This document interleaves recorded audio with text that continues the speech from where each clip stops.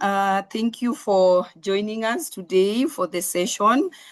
We are going to start in the next 3 minutes. But in the meantime, as we set up and get ready for the session, kindly feel free to introduce yourself also in the chat box. And to start us off, my name is Elizabeth Odima. I work with Viktoria Ventures and one of the conveners for this webinar. And you'll get to know who is joining me and joining us as well for this session. Yes, thank you and welcome.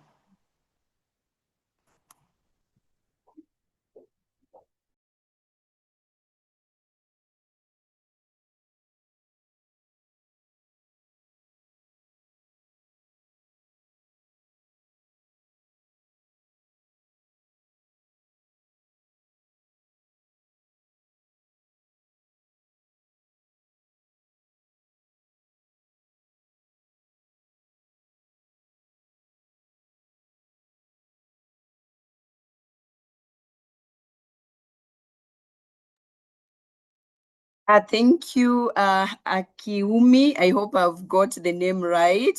Joining us from Nigeria. Welcome. Yeah, we say karibu on this end.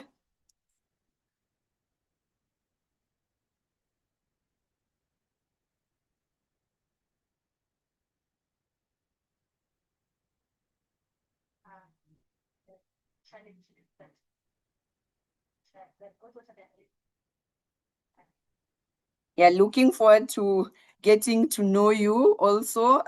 Anyone who feels like introducing themselves, where are you joining us from? Glad to hear from you, Eric. Yeah, Eric is joining us from Kenya and representing the Med Device team in Kenya. Thank you, Eric, and welcome to the session.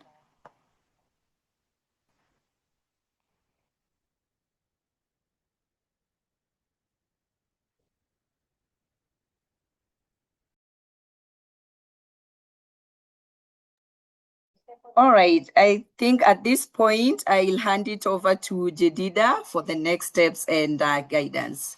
Jedida, over to you. Thank you so much. Good morning, everyone. I hope everyone is doing well. So we are here today to discuss an asset class that is often invisible, but arguably the most powerful driver of the modern economy. Globally, we are looking at an $80 trillion opportunity in intangible asset value. So to put that into perspective, while 80% of corporate value used to be in physical bricks and mortar, today for global leaders, over 90% of their enterprise value is tied to their brand equity, patents, and proprietary data. However, in Kenya, we face a stark paradox. While our businesses are innovating at a world-class level, less than 1% of movable property collateral is currently registered as IP-backed. This is what we call dead capital, value that exists but cannot be banked. The problem isn't the absence of value, it's a failure to translate IP rights into recognized, enforceable, and bankable security. This is why most SMEs in Kenya are still being rejected for bank loans due to unacceptable collateral.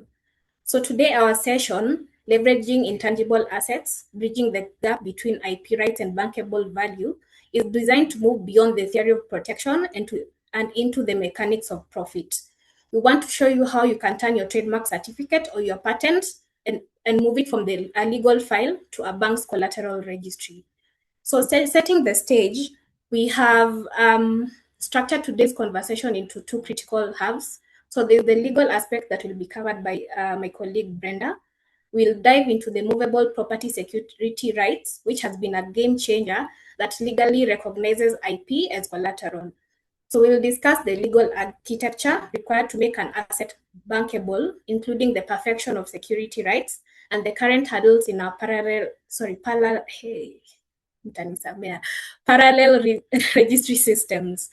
On the finance side, we'll show you the math. So we'll show you how to how you can explore monetization pathways.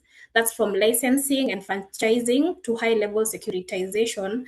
And most importantly, we'll show you how to turn how to turn the value, we look at the technical valuation approaches used to put a shilling value on brand. So to begin with, I'll introduce the first speaker of the day. So Brenda is an advocate of the High Court of Kenya and a partner at CFL Advocates, specializing in IP law. With over 9 years' experience, she provides strategic counsel on all facets of IP, including registrations, enforcement, and commercialization. Brenda's expertise spans IP litigation.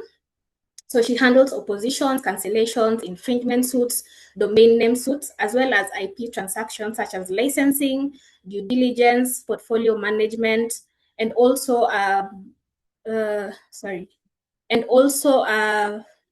enforcement. Yes, she combines deep technical knowledge with practical insights to help clients protect and maximize their value of their IP assets. She holds a Bachelor of Laws degree and a Master's of Law degree from the University of Nairobi, as well as a postgraduate diploma in law from the Kenya School of Law. Over to Stephen. Stephen is the co-founder and director at Viktoria Ventures. He manages the Business Angels Network, supports angel investors to source, evaluate, and execute early strategy investments. He's an advisor to innovative startups, has trained over 400 entrepreneurs and supported ventures in valuation, fundraising, and deal structuring. He's also a member of the Africa Business Angels Network, and a venture partner at Consonance Investment Partners, supporting deal sourcing and investment valuation. So in the interest of time, I'll hand it over to Brenda to begin the session for us.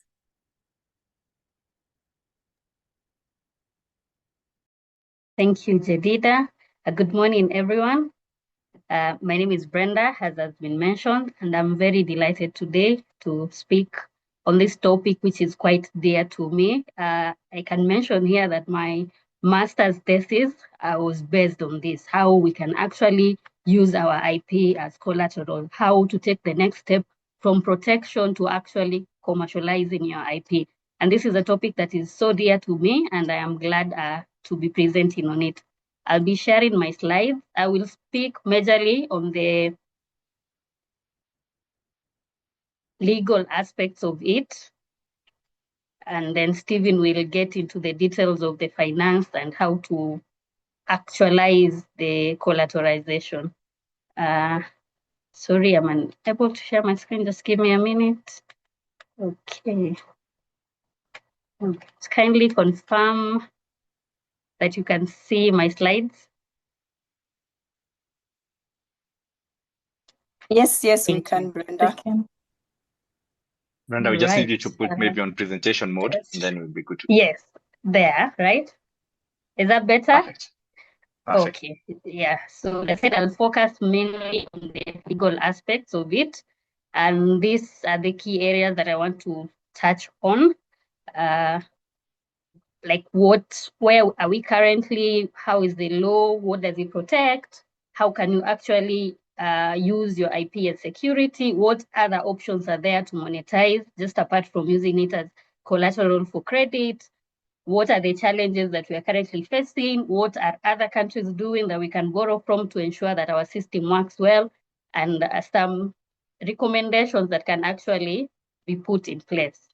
So to start off, IP is an intangible asset. I think the next presenter will get into details of the intangible assets, but IP is just an example of an intangible asset. So this is an asset that the business owns or an individual owns, but it is not tangible. So it is an asset on record, and it is very valuable. As my colleague Jedida mentioned, that currently, actually this is not currently, 2024, these statistics are from 2024. The value globally of intangible assets was at $80 trillion USD. So that already shows you that there is so much value. And out of this, IP covers almost 75%. So IP is one of the greatest intangible assets that a business can own. And then the stark contrast to that is that in our country, only less than 1% of the intangible assets that have been used as collateral is IP. So you'll find that people accept, or lenders would accept crops, they would accept machinery, they would accept even livestock and reject IP.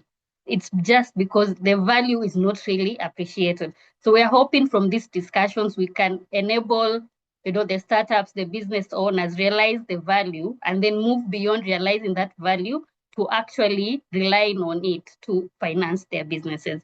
As Jedida had mentioned in her introduction, most SMEs are rejected by business, by banks, by lenders, because they don't really appreciate the value in IP. Okay, so what is the legal framework surrounding this? I will only speak on the legal framework that brings together IP, the substantive laws on the protection of IP, and then how now IP can be used as collateral, the law on the financing side of it. When it comes to IP, we have three major substantive laws, the Industrial Property Act, the Trademarks Act, and the Copyright Act. Of course, there are other forms of IP that would depend on other laws, but these are the major ones that are used mostly, especially by startups, and mostly by startups. So the Industrial Property Act mainly deals with patents, industrial designs, and utility models. So their protection, their registration, their maintenance is all covered in the Industrial Property Act. What is key when it comes to using IP as collateral is that the Industrial Property Act actually recognizes that you can use your patents, your utility models, or your industrial designs as collateral. It provides that you can register a charge against your patent with the KIPI register, which maintains the register for industrial designs, utility models, and design. And then when it comes to the Trademarks Act, this covers the registration, maintenance, and protection of trademarks. So trademarks is your brand identity. Unfortunately, the Trademarks Act does not recognize or does not have any provisions for registration of collateral against your trademark. Lastly, the Copyright Act, this deals with the works, artistic works, your drawings, your songs, your paintings, and the like, poems, and such like things. So although copyrights, the rights would accrue just by virtue of you creating the work, registration is not really mandatory for you to enjoy those rights. It is highly recommended, especially if you intend to rely on your IP, on your copyrights to get lending, then it is actually non-negotiable. You have to register. Registration would help you show your rights, prove your rights. So although you already have these rights without requiring registration, registration would be a starting point if you want to rely on them as collateral. And then I wanted to mention here the IP Bill 2020. It has not yet been enacted. I know the discussion sort of fizzles off, but it was bringing together all this registry. It was an act that was envisioning the combination of all IP rights under one regime, such that everything to do with IP rights is covered in that regime. And of importance is that this bill recognized the use of trademarks as collateral. It has provisions on hypothecation, which are currently lacking. And then I think for me, the most important law when it comes to this topic is the Movable Property Security Rights Act. So this law was put in force to bring together the governance of all securities pertaining to movable properties. So not just IP, things like motor vehicles, machinery, anything that is basically not land and you want to use it as collateral. So it envisioned the setting up of a register for movable property when used as collateral. And I think for me, it's quite important because first of all, it expressly recognizes IP as one of the movable properties that you can use for collateral. So it specifically mentions IP, and that is quite important because now it removes the uncertainty that we have seen in the act themselves, the substantive act, where the trademark law is silent. At least the movable property says all IP can be registered as collateral. And then it also defines what security rights are. And then it establishes the register. And I think this now is what is the game changer, that there is a register that collates all information on movable property used as security. The register is maintained by the Business Registration Services, and it is also available online. So you can do a search to confirm whether an asset that you are, as a bank, an asset that you want to give lending against, whether there's any other prior rights, and registration of your interest there, or rather of your collateral with the BRS, gives it priority when it comes to enforcing. So this is what the law provides. But how then do you ensure that you have collateral that you can rely on? And for me, these are the 5 steps that as a business owner, you would need to take to ensure that you can use your IP as collateral. Of course, as we mentioned, registration. Registration is the starting point, and registration is non-negotiable. So you have to ensure, if you have your trademark, is it registered with KIPI? Is it maintained? There are rights that have to be maintained. If you have a patent application, you have to ensure that you're paying your annual maintenance fee. If you have a patent that is already granted, you also have to ensure you're paying your maintenance fee. If it's a trademark, is it being renewed as required? And also you have to have a registration, but you also have to ensure that the registration is active and valid. And then the second thing is to commission evaluation. So evaluation is something that is technical. Evaluation is something that will require experts. So if you were to set your IP assets and to properly ensure you can use them as collateral, you have to seek the services of a valuer. Currently, there are recommended methods of valuation under the International Valuation Standards, number 210. The common methods are income method, cost method, and the market approach. I will not belabor this point because the next presenter will get into the details of how you actually do all these types of valuation. And then thirdly is coming up with an agreement. So this is the agreement between the grantor, who is the lender, the grantor of the rights, and the creditor. So the owner of the rights and the bank, or the owner of the rights and whoever is giving you this credit.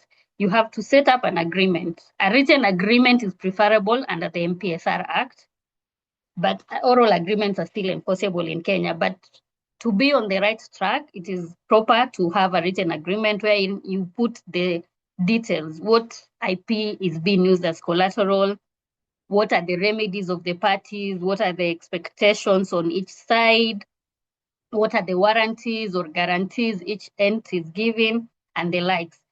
And then also in this agreement, I think it is very important to ensure that there is an undertaking to ensure that the IP is used, the IP is maintained, so that it doesn't lapse before the loan is repaid. And then fourthly is now perfection. Perfection is to ensure that this creditor has enforceable rights even against third parties. This is through registration with the BRS registry. The BRS registry, I think, is accessible on eCitizen. So the system that they use is a notification system. So you can do a search, first of all, to ensure that the IP does not have any encumbrance, and then now you file your notice that you have lended against that security. Once your notice is registered, you get priority rights. You can be able to enforce. And then that's the final step, that is enforcement. If there is a default, how can the lender recoup their monies? They can hire a liquidator, they can hire trustees. Of course, the thing with these recommended enforcement options under the Act is that they are not IP specific. They lean more to, they are better with the other movable properties such as cars, but they're not very specific to IP. But that is not to say that as a lender you cannot enforce. There are still options which you can guarantee even in the agreement itself. Okay. So apart from using IP as collateral, what other ways, or how can you still use it to generate a revenue stream? I have divided them into 6, but I would just like to mention here, basically it's usually either licensing or assignment. Those are the major ways in which you can commercialize your IP. Licensing is granting permission for a third party to use your IP. you would enter into a licensing agreement, which will set out the rules, the parameters, so to speak, of that use by the third party. So licensing is basically authorized use. There are different types of licenses. It can be an exclusive license where you give someone else authority to be the only one using that IP. You can have sole licenses. So when you're setting up this is more of a commercial term. It's a commercial agreement. You need to ensure that the agreement for license sets up all the parameters that you intend. If you don't want someone to be able to grant sub-licenses, you need to include it, And then a license will now give you a revenue stream through payment of royalties or even the license fee. The second option is assignment. Assignment is a complete transfer of rights. So this is like selling your property to someone else. Businesses can employ this when maybe they're rebranding or if they live in a market and stuff like that. So this is complete change of ownership. And then we have securitization. Securitization is a complex way. It's usually done by businesses that have already scaled up. It's not an option that most startups would go for. And it involves transferring the assets, the IP assets, to a special purpose vehicle. So this is a business entity that is set up solely for the purpose of owning that IP. And then from there, you would issue securities based on like an interest into the company. So it's like you trading shares, trading bonds based on that special purpose vehicle. And then what we are talking about today is the use of the IP as collateral. And I would like to mention here that this is not something foreign. It has been done in Africa.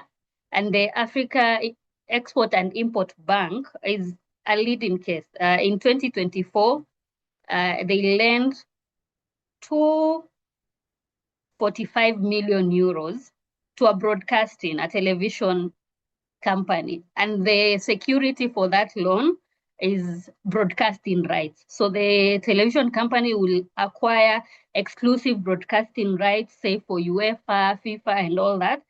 And that is the security. So the payment of the loan is from the income that will be generated by the television company from airing those shows. So you see here, the rights, the broadcasting rights, which is a copyright, it's a subset of copyright, they're called associated rights, is what is used as collateral, and it has enabled this firm to acquire so much money. And this is in Africa, by the way, it's not even abroad. So it is something that is actually working. And then franchising is a form of licensing, but it bundles IPs. So where else in licensing, you can just license part of your IP assets. Franchising is sort of licensing your business model. And you can look at examples like KFC, where it will come with the trademarks, the brand names, the know-how, everything. So again, this is a commercial contract. So you need to set out the terms. And franchising will also have what we call geographical limitations. So that if I have a franchise with KFC, no one else is going to set up next to me still with KFC. So it has some sorts of protections. And then finally is just direct exploitation. And this is just common, like how you use your IP yourself. Right. I hope we are going well on time. I don't want to go beyond the time. So maybe you could wrap it up in 3 minutes. Oh my goodness. Okay. All right. Let me try and be a bit faster. So we have seen what the law is saying and how we can actually use our IP, but still IP remains unbankable. And these are some of the reasons that I find most startups, most businesses are not using their IP as collateral. First is valuation. Again, we'll not delve much into this because the next speaker will speak about it. But the fact that there are no standardized valuation systems specifically here in Kenya. I know I've mentioned the international standards, which recommend, but it's not like land where, if I get a valuer to get valuation for my land in Kiambu, another valuer will give me approximately the same price because they are standardized. So that is lacking. And then secondly, the registries. As I mentioned in my introduction, the patent registry allows for the recordal of charges against patents, the trademark license, the Trademark Act is silent, and then now we have the MPRS, which allows for all of them to be recorded. But the thing is, there's no link. The MPRS is an independent registry. It is separate from KIPI. So you'll find that a lender would be worried if they have registered with MPRS, which is only concerned with the collateral. What about the substantive register, which actually now deals with the rights? So there is a disconnect there. And I think it's just a matter of having the registries speak. They don't have to provide exclusively, but if the registries can speak to each other, if you're able to do a search with KIPI and you get the records from MPRS or vice versa, then that will definitely solve that problem. About enforcement, again, IP is a peculiar right. IP is a peculiar asset. It's not like a motor vehicle that today a bank will just repossess, because IP is linked to the business. For instance, a trademark. If you were to get the trademark for Coca-Cola, how are you going to use it as a bank? So the enforcement options also need to align to that. And what other countries are doing, which I'll mention in passing, is that they already have auctions for IP. They allow for time before the IP rights can lapse, where a creditor is trying to recoup the loans if there's a default and such like this. So where a creditor can hire someone as an administrator to run the business so that they are able to repossess. So those are some of the issues. And then the fragmented legislation, which we hope the IP bill will cure. And then prudential guidelines. So for banks or most lenders, IP is treated not as security. Actually, for any loan that is granted against IP, the bank lists it as unsecured, because the guidelines provided by CBK require the banks to have so much money against any loan that is issued against IP. Okay, 3 minutes. So I will just pick maybe 2 countries here as a comparison, because we have seen what we have and how can we make it better. So our system with the MPRS is borrowed from the US system. The only difference here is that the US system, the collateral registry is final. So even the IP registries are linked to the collateral registry. Once you register collateral against IP with the UCC, that will be reflected in the register. So that is something that Kenya can easily borrow. I think another thing we can take from South Korea is government backing. And in this sense is that banks, for instance, that want to lend against IP, what assurances can the bank give? It's sort of ensuring liquidity, but also opening up the economy. So it has worked in other countries where they have specialized support for startups to do valuation, to get their IP valued through government help. Because of time, I will just move to the next. This is my last slide. This is the recommendations, and I think I have been speaking to them from the beginning, how the law can be changed. So I will not mention on the legislative and regulatory reforms, but I think more practically what can be done as a starting point is to develop a standardized valuation program. And this, I think, is for industry players, the registries, ISPAC, to come up with something. And then that now would encourage even more businesses to get their IP valued. It will bring uniformity in the valuation. And then establishment of an IP recovery fund. This is now how the government can support players like the insurer regulator. They can set up insurance that lenders can rely on when they are lending against IP. And this would make it more popular for banks. Yes, I will stop there and take it back to Jedida. Thank you very much for that passionate presentation. Over to Stephen. Thank you very much, Jedida. And thank you, Brenda. Let me quickly share my presentation here, and then we can get started.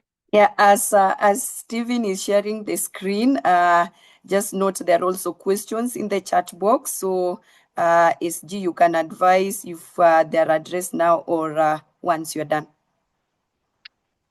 Yes, I actually thought might be good to just maybe take one. Maybe you can direct Brenda to one of them. I saw there was one around the.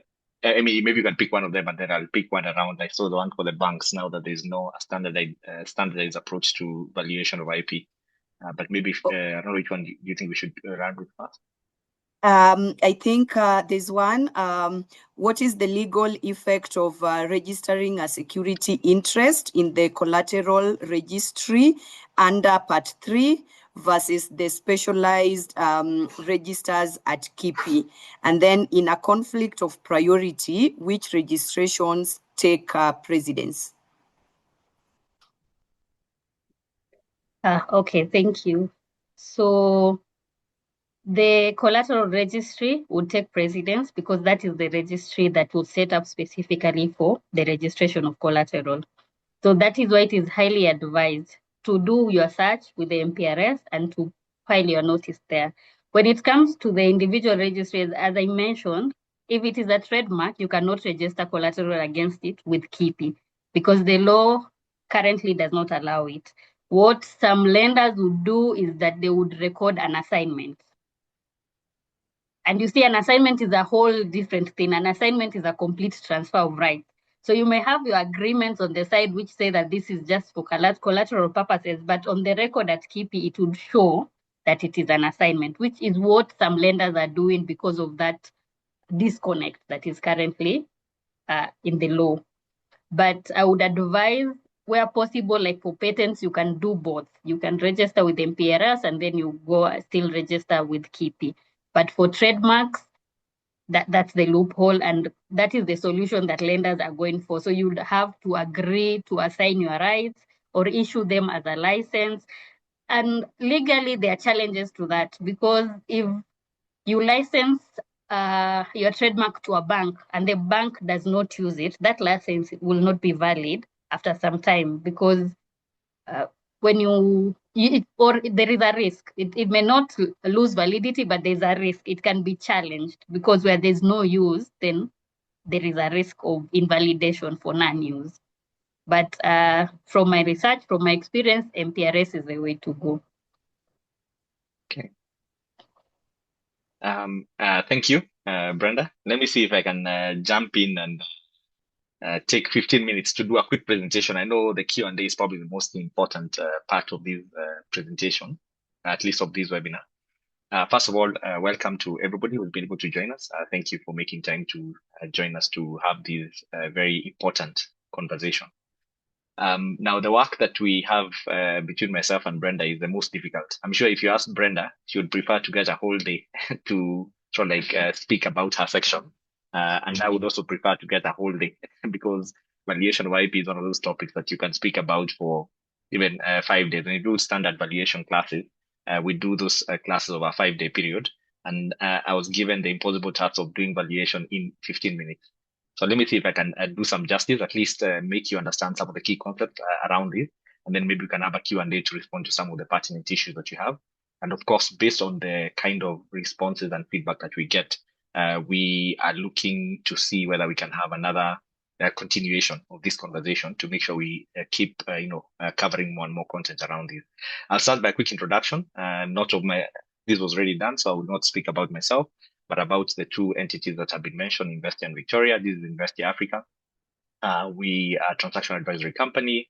We do lots of work in the transaction advisory space, including valuation, capital raising, training around financial modeling, valuation, and so forth, due diligence. And as you can see, the numbers speak for themselves, and we do work across the continent. And the other organization I wanted just to quickly mention is Viktoria Ventures, which creates platforms that enables capital to flow from investors to entrepreneurs, deserving entrepreneurs in this case. And these are just some of the statistics that we have that Viktoria has been able to achieve since its founding back in 2012. So I will straight on just jump onto the quick presentation. For any person who's interested in the innovation commercialization support services, I know we've done some work around research commercialization. Please reach out to us. This is a conversation we can have to support you based on the TRL that you are at, you're falling into. So just then starting about IP valuation, which is the topic for today. And my presentation is guided by the International Valuation Standard 210, which Brenda spoke about earlier, which is really, and I would urge you to just download a copy of that. It's just a free standard that you can download. You can go through it and you'll find a lot more content around this. What I'll try to do is just to, paint some picture around that in the next 13 minutes. I'm looking at my clock very closely to make sure that I respect time. In terms of just some of the key coverage and focusing a lot on IP, because there's a lot that you can speak about, especially if you focus on intangible assets. So just then starting with my content, I'll speak about the introduction to valuation, which I think is the most important bit before you even move into the intangible asset, IP valuation, and some of the do's and don'ts. So starting with valuation. The one thing I always like making everyone understand when they get into a valuation conversation is that there's a difference between value and price. And that's a very important thing to realize, that you can go out there and you can carry out your valuation and say that my valuation for my IP, whether it's a trademark, whether it's a patent, whether it's, whatever it might be in this case, is, I don't know, $1 million or 100 million Kenya shillings in this case, 130 for now. But then the reality of how the transaction will take place is that once you've gone and there's a party that is interested in either acquiring the IP, in this case, there'll be a negotiation that will happen after that. And the result of that negotiation is a price that will come at the end. And you might find that the valuation that you start with and the price you end up with might be quite different in this case. And it's an important thing to remember that at the end of the day, the transaction that will be struck on your IP valuation will end up being a willing buyer, willing seller kind of transaction. Now, of course, there's many reasons that would affect whether the value and the price are the same. I just mentioned a few of them so that you have them at the back of your mind.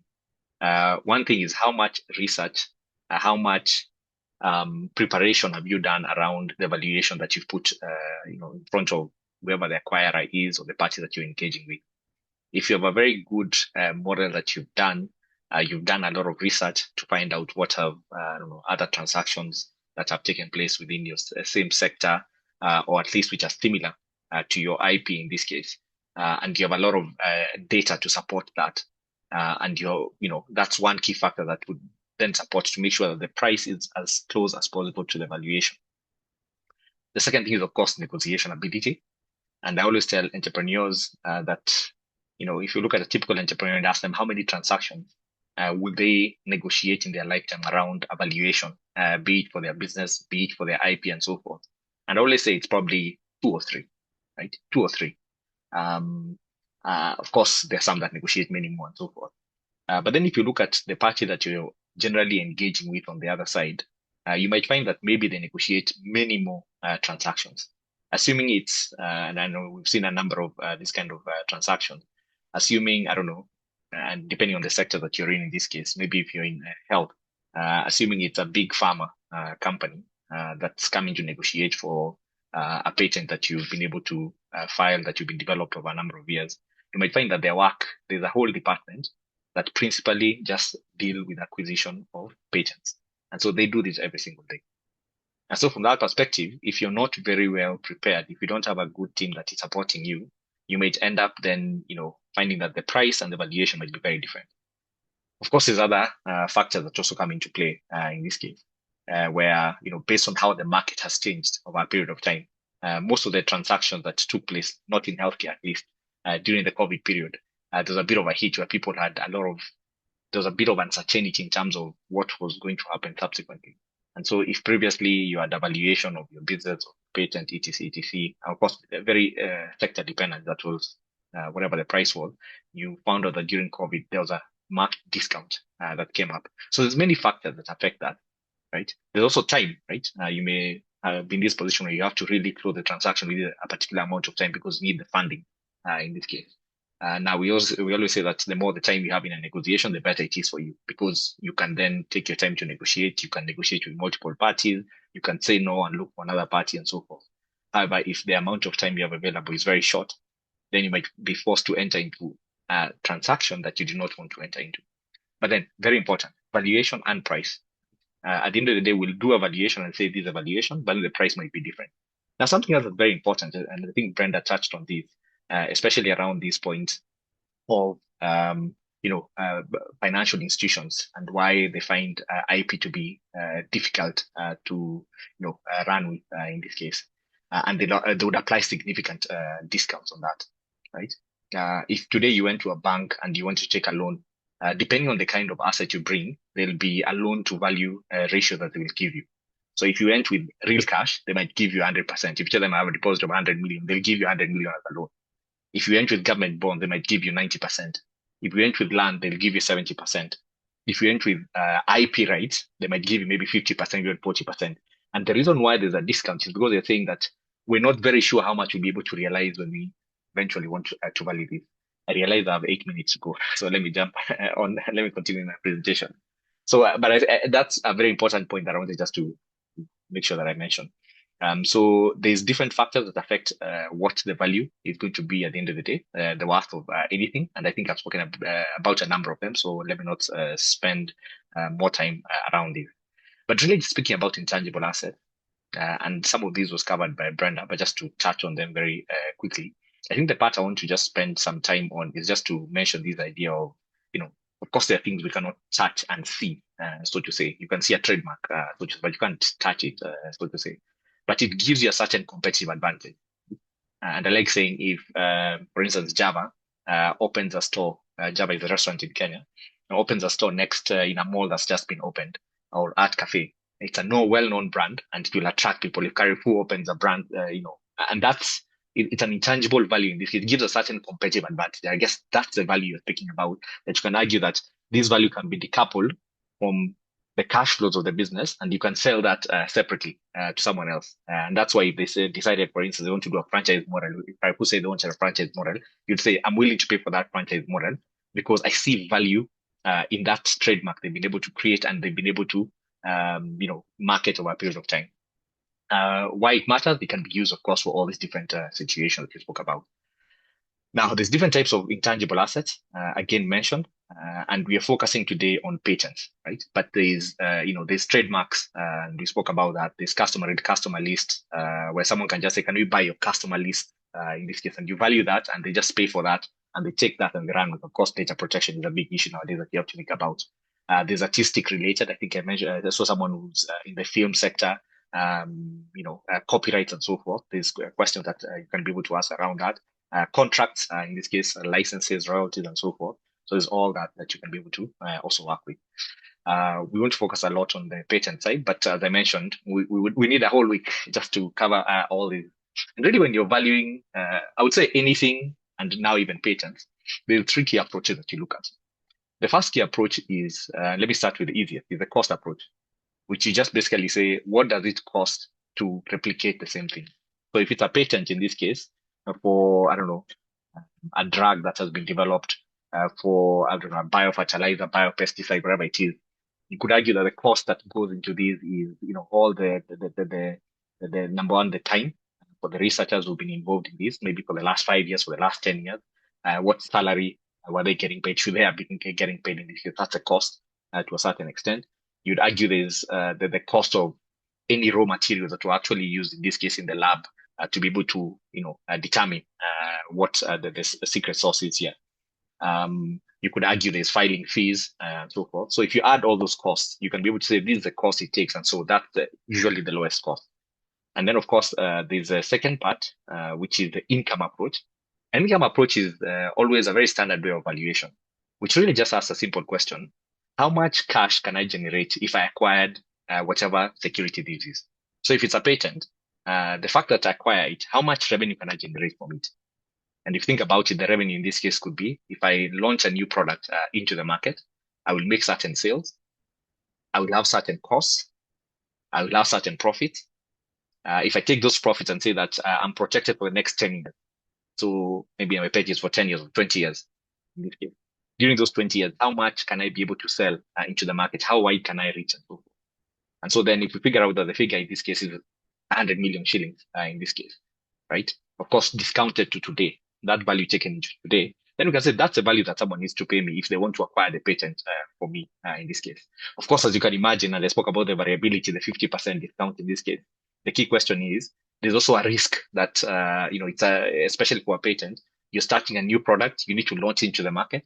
And so remember, there's always a risk that it may not be successful, right? Of course, you've done your work, etc. You think it might be successful, but at times you have really good solutions, really good technologies that end up not being successful in this case. And so that's the income approach, asking how much cash can we generate. Then you have the market side.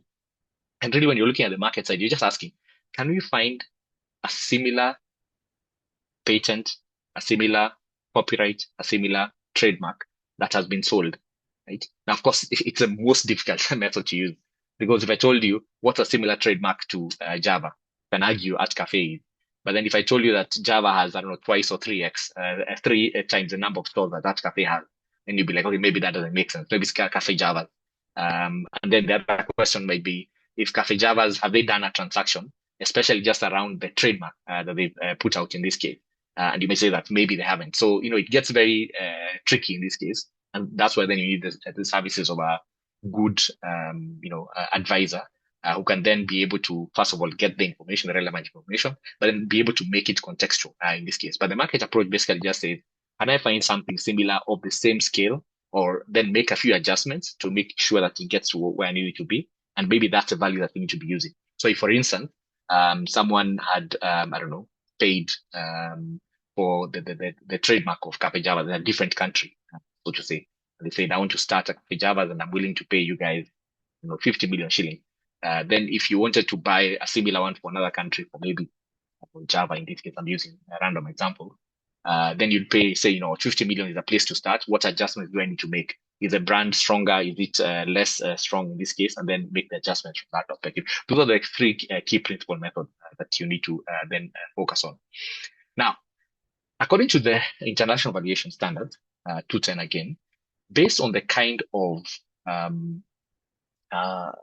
intangible asset you're looking at, and looking at the income approach, you'll find that there's different methods which are recommended, which tend to be a bit technical. I don't want to get into them in this case. And so, for instance, if you're just looking at doing a valuation for a patent, you'd see that then it recommends you could either use excess earnings. In this case, you could use a cost saving approach, or relief from royalty and so forth. If you want to do a copyright, it would give you a different methodology. And so that's why then the nuance comes in, that this is the broad umbrella of the key methodologies. You need to understand at the back of your mind. But then now, once you come to the specific, you have to ask, which intangible asset am I valuing? And then what's the right approach I need to apply to be able to make that valuation? Okay. So I won't speak about the importance because we already spoke about this. I've spoken about, the three methodologies here of how you do the valuations. Now, very important, you're looking at the market-based approach. You'll find that there's a website here that has different patents, which have been, I guess, licensed in this case. And from that data of the licensing, you can be able to come back and figure out, okay, what's the value or the implied value for the licensee of that patent. And so this would give you the comparables. Remember, I mentioned comparables are very difficult to come around. But then for patents specifically, some websites that are useful that you can be able to look at. And so these are just some of them that I just thought to mention. I have to mention some of them are in the sciences side, so to say. And so, depending on then what you're looking at, we can spend a bit more time to find out what's the best, patent to use on your side. And I think that's my time. I think I had gone through these. At the time I hear that's telling me that I'm out of time. But I want to stop on these, the do's and don'ts. I think this is the last slide. I'll just take 1 minute and then we can take 1 or 2 questions. I could go through this. This could be a whole sort of like 30 minutes conversation. I think the first thing is that I'm going to say use experienced advisors when you're looking to do this. I spoke about this earlier in my introduction. I would say use multiple valuation approaches. Now, when you're valuing something whose value is not certain, if someone tells you what's a value of cash, you can count it and say, I'm sure it's 100 shillings, or it's 100,000, or whatever the figure is. If I tell you what's the value of land, if you give 3 valuers, they'll give you some valuation, but the ranges might be, maybe not too far from each other, especially because land is very well traded. So someone can tell you we have so like 5 different stats about a similar piece. But if I tell you value my IP, you might find that you don't have as many data points of a similar type of IP or intangible asset in this case, which has been valued.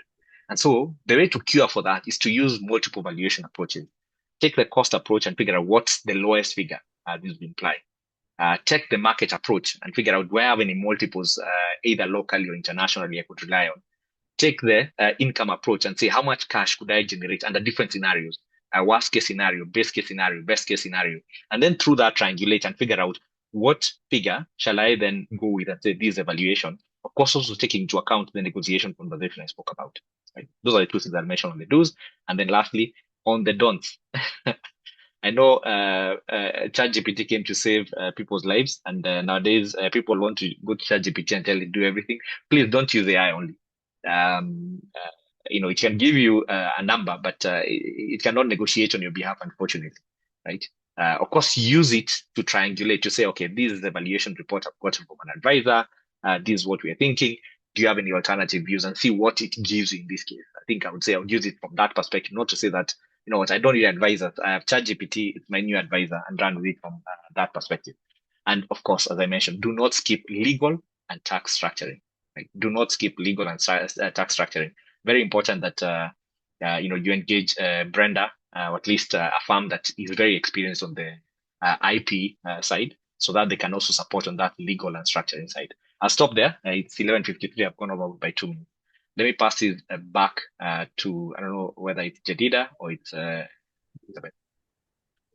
Stephen, just to touch on what you've presented on, there's a question in the chat. Given the absence of national IP valuation standards in Kenya, what legal risks do banks face when relying on private valuation reports under the income approach for patent-backed loans? Yeah, that's a good question. Let me start by saying that even for valuation, we don't have Kenyan valuation standards for valuing a company. We have internationally recognized methodologies for valuing companies. So, for instance, the international valuation standards that we spoke about. Then there's IPEV, International Private Equity and Venture Capital Valuation Standards, which are also used by private equity firms, venture capital firms across the world in this case. So the fact that we don't have specific valuation standards in Kenya would not affect the valuation. What then banks would do is that they would rely on international standards for their valuation, but then based on the riskiness that they anticipate, they will take a discount on whatever valuation then you apply. You remember what I started by saying, if I had cash, I'll give you 100% of that. If you come in with land, I'll give you 70% of that. If you come in with the IP rights, I may give you 50%. And the 50% is recognized that, you know what, if I went to the market and I wanted to sell these, there might be some variability. So 50% is probably what I'm saying would be my worst case scenario. I don't know that I'm answering the question, but that's what I would say. Thank you, Stephen. And over to Brenda.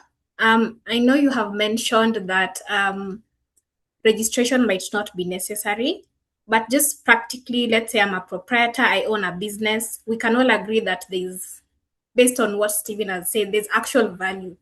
There's a reason you walk into the Java and not the Kibandaski, or there's a reason you buy the Apple iPhone for hundreds of thousands, So there's value here. So Brenda, if I'm a proprietor and I just want to know, I want to register my collateral with under the MPSR, what do I need? Like, what are the practical steps to achieve that?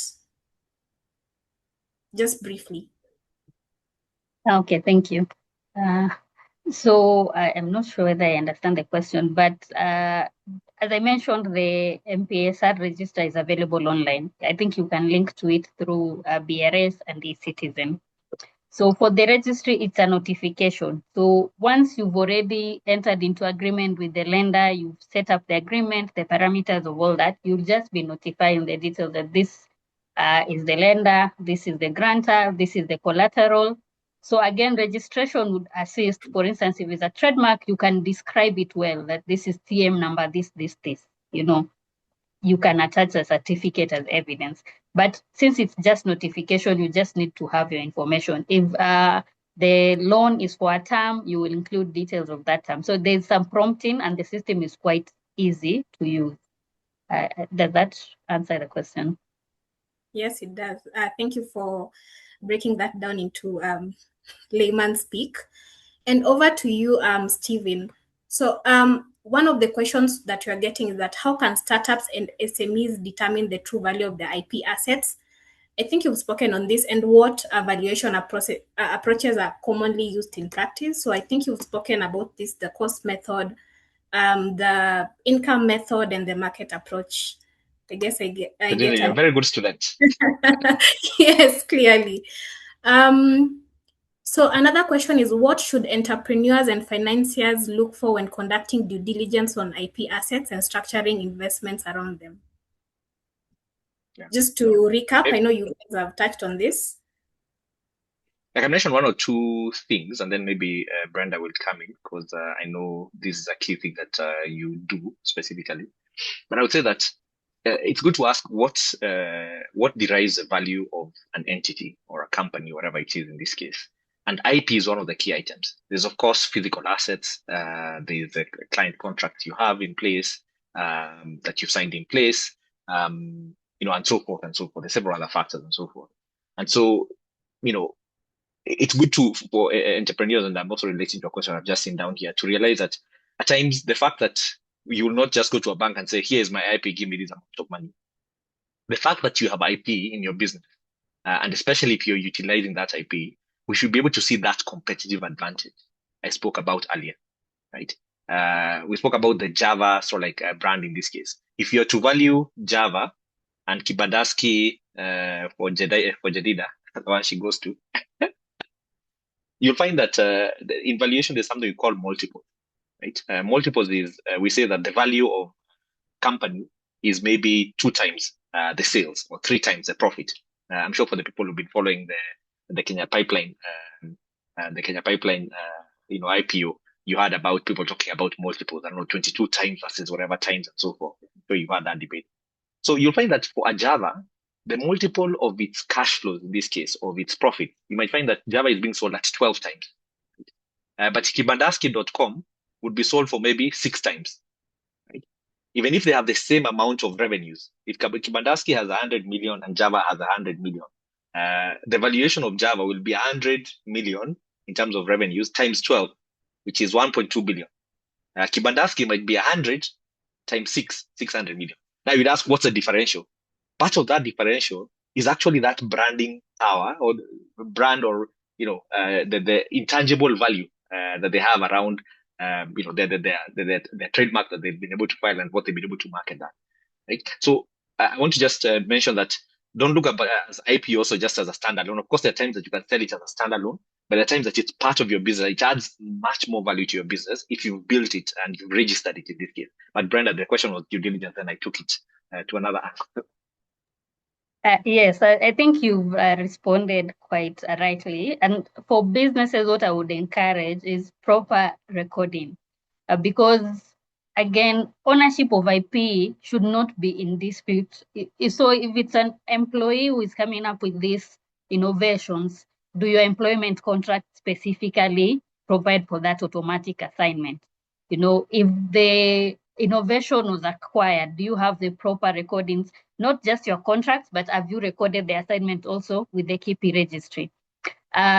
Your commercialization, if you are licensing, if you are selling and all that, can a lender trace that ownership without any doubt?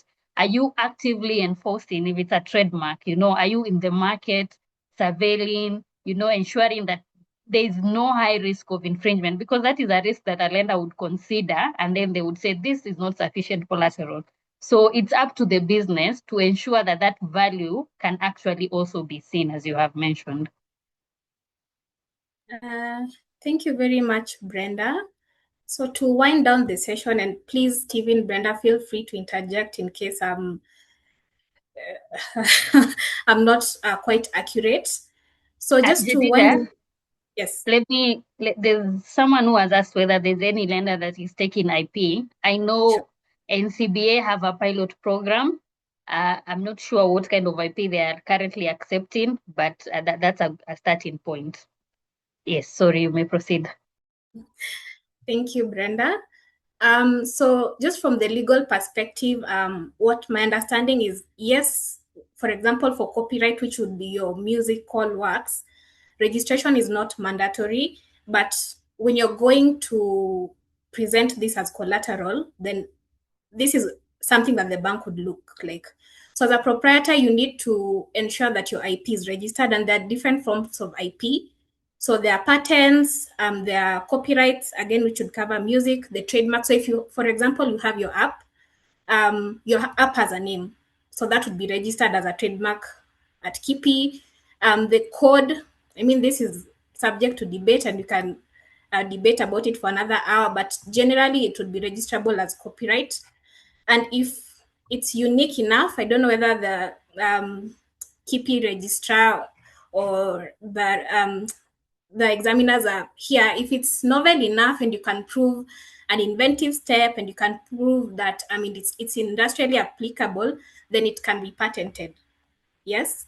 So yeah. So again, like, registration is very important, not just for having that certificate, but also in terms of enforcement. In Kenya, we have a talent for, unfortunately, for infringement and coming up with something 2 hours after it's been launched. So you want to make sure that you can easily enforce it. You can, again, ownership is not in question, as Brenda has mentioned. And as Stephen has mentioned, then you also need to commercialize your IP. I think Brenda and Stephen have mentioned, so that when you're going to the bank, you can say, oh, like, this IP is earning, I'm getting this amount of income from this IP and things like that. So for example, I would say, again, I'm not the financial expert here, but if, let's say, Java opens its stores, I mean, they can show a clear track record of, like, people coming in. So there's an income approach, there's the cost approach, and there's also the market approach. Like, what's unique about it? Again, you need to think about the gap in the market and create a solution. So I don't know whether I've been a great student, Stephen, Brenda, if there's something I've messed up. But yes, I'm glad to have you here. Hope we can interact more. You can reach out to us if you have any questions on the legal side, and you can reach out to Stephen if you have any questions on the finance side. Thank you. Just before we pen off, I'd like to say that in honor of International Women's Day, we'll be doing a pro bono program for women entrepreneurs. So if you're here and you're a woman, you have a business, you're an innovator, and you need some sort of legal support, we'll be sharing more details on our LinkedIn page. So be on the lookout for that. See how you can participate, or how you can get to be part of the program. Yes. And the support is full spectrum, not just IP. We have lawyers from our other departments, TMT, conveyancing, financial law. So if you're shortlisted, you will get the full support. Thank you. Thank you so much, everyone. Thank you for the good session. And we'll also get to share the recording and snippets of the webinar. Thank you so much. Enjoy your day. And thank you, Stephen. Thank you, Brenda. Thank you, Jadid, as well. All right. Thank you very much. Have a lovely day. Bye-bye. Thank you. Bye-bye.